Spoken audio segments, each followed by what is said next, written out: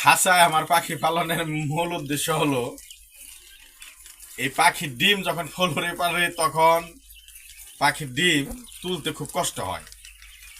এই জন্যই আমি পাখিগুলা খাঁচায় লালন পালন করি। খাঁচার ডিম ওঠানো অনেক সহজ।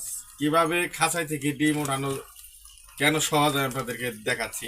দেখেন, নিচ থেকে দেখেন যে এখানে উপর পর্যন্ত, এই যে উপর পর্যন্ত এটা কিন্তু পাঁচতলা খাঁচার মধ্যে কি পরিমাণ ডিম পাখি পেরে রাখছে।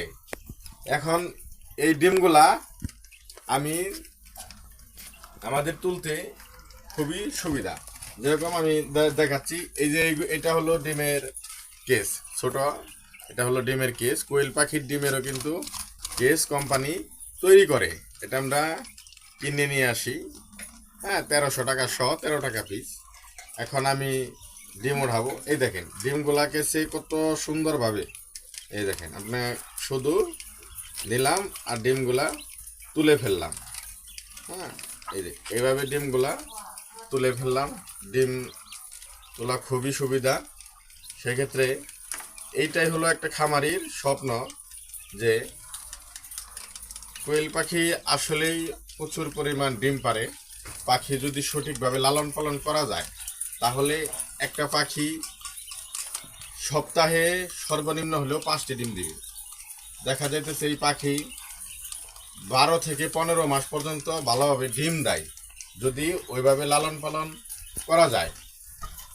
যারা পাখি লালন পালন করতে চাচ্ছেন, অল্প পাখি দিয়ে লালন পালন শুরু করেন, এটার মধ্যে প্রফিট আছে। এই যে ছোট একটা ডিম, এই যে ছোট্ট একটা ডিম, দেখা যাইতেছে অনেকে লেয়ারের বড় মুরগির ফার্ম করে। ওই ফার্মের ডিমে যতটুকু প্রফিট করা সম্ভব এই ছোট ডিমে থেকেও প্রায় ওই রকম একটা প্রফিট পাওয়া যায়। সেক্ষেত্রে আপনার বুঝতে হবে, বুঝে লালন পালন করতে হবে। সবাইকে ধন্যবাদ, সবাই ভালো থাকবেন, আমার ফার্মের জন্য দোয়া করবেন। আসসালামু আলাইকুম।